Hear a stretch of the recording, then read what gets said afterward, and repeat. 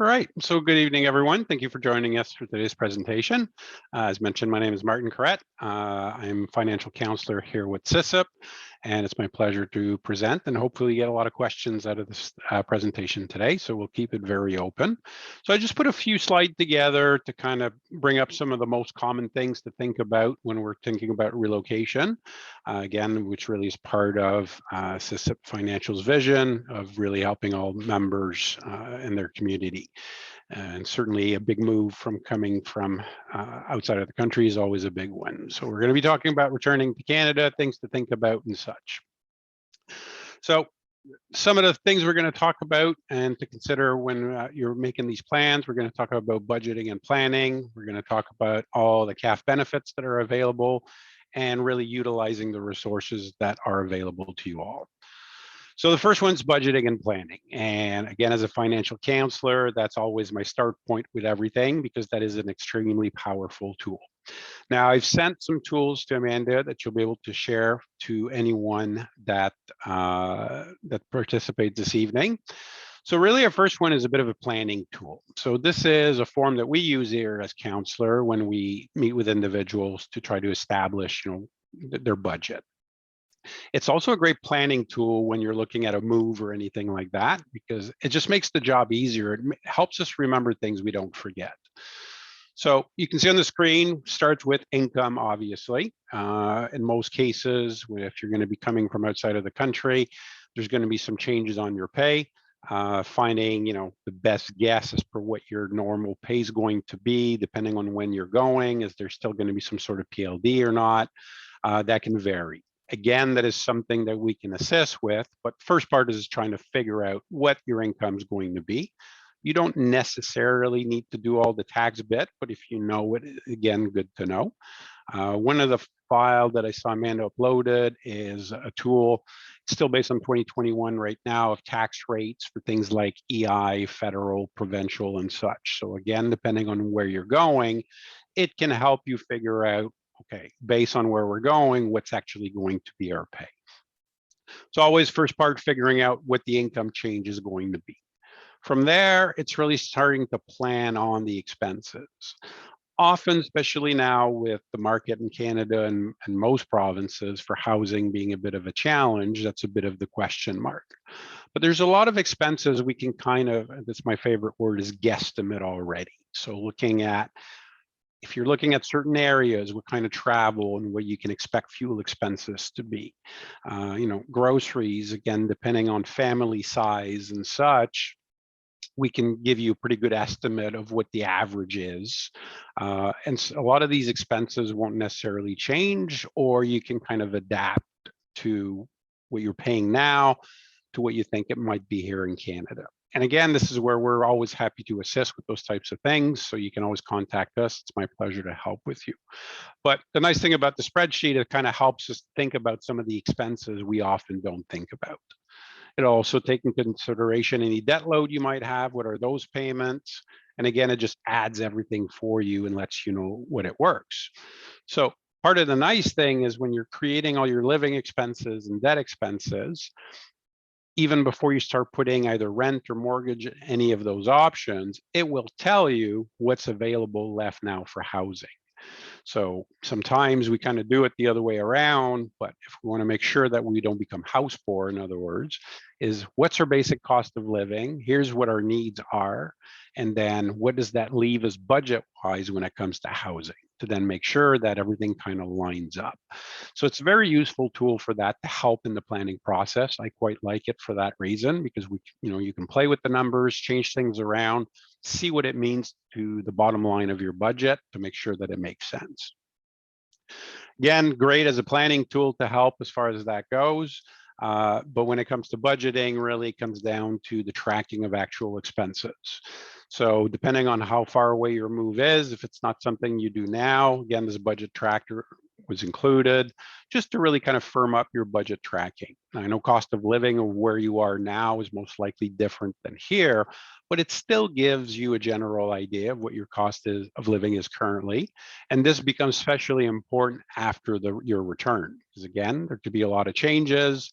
reestablishing our cost of living, what we think grocery cost is that reality? And then the only way to know these things is through tracking our expenses. What I love about this tracker here is it splits it up to do your tracking on a weekly basis. By doing it this way, it's a lot quicker and a lot easier to do. On average, for most people, if you do this once a week, 5-10 minutes, you're done. Most expenses are once a month. So once those are done, they don't come back within the month. So the only things left to track on a weekly basis are things like fuel expenses, miscellaneous spending, groceries, and eating out. So on average, most people might have 4 to 6 items to actually track on a weekly basis, since most of the rest are monthly bills anyway. The spreadsheet calculates everything for you. You put in your expenses for the week, and it'll total everything up. It'll show your actual spending, variance to your expectation and such. So useful tool just to really help you as far as establishing your cost of living. And again, very helpful when planning that move to try to figure out some of those expenses. So those are the first two things I always recommend. So budgeting, estimating, again, best guess estimate on some of them. Sometimes we don't know, but we need to figure out, what we think it's going to be. And again, it's an area that we can assist with, knowing some of these regions. From there, some of the other areas is looking at some of the CAF benefits that are available and that we often forget about. One, for example, so there's, cell phones. So coming back to Canada, you can probably keep your cell phone, but now you need a new provider. There's some really good Rogers deal, for example, for CAF members. Compared to most suppliers, this is pretty good deals, $50 a month with lots of data and such. The only problem with these plans is if you go to a Rogers stores, most of the outlets and such don't know about these. So you need to actually go through Prime Wireless. They're the ones that manage these deals for all CAF members. So that's where you need to connect. They also have other options available as well. So I put the full website there. Again, can save you a lot of money. Personally, when it comes to your major distributors, I haven't been able to find something better than that price-wise. So again, there are options and benefits. Again, for banking service, if you didn't maintain any regular banking in Canada for any reason, again, a reminder with the BMO banking, you get no-fee banking as well. You also get preferential rates when looking at mortgage and such. Again, mortgage rates are starting to rise here in Canada as well. So that's starting to have an impact. Over the last couple of months, it's gone up about 50 basis points. So certainly that impacts things when it comes to mortgages. So BMO is a good option because of that. But I always also recommend maybe working with a mortgage broker is never a bad idea as well, just to see what else is available. I never recommend going directly to multiple banks because in those cases, they tend to pull a credit bureau each time, which that can impact your credit information. But if you go to BMO directly because of the CAF deal and you work as well with a mortgage broker, it's 2 credit files, not a big deal, and it'll give you a good comparison of what kind of rates you might be able to get depending on some of those options. Another partnerships is through the personal insurance. So again, depending on which province you end up in, the personal has preferential pricing for CAF members for both home and auto. Some provinces have provincial auto insurance, so then you're pretty limited there, but then there's still the home insurance. Again, not a bad thing to shop around. For a lot of people, I know that they tend to have really good pricing when it comes to home and auto, but not for everyone. So certainly worth looking into that benefit to see if it works for you. If you have companies you're used to working with, certainly worth having a check to see what kind of pricing you can get. So it always demands a little bit of work. It's a little doing some inquiries and a little bit of research, but it's really about, finding the best price for the products that you need. Again, it varies from province to province. A big one for a lot of people as well, besides cell phone, is internet service. A lot of people in this day and age don't really get cable and phone lines because it's just cell phones. So a lot of people just get internet.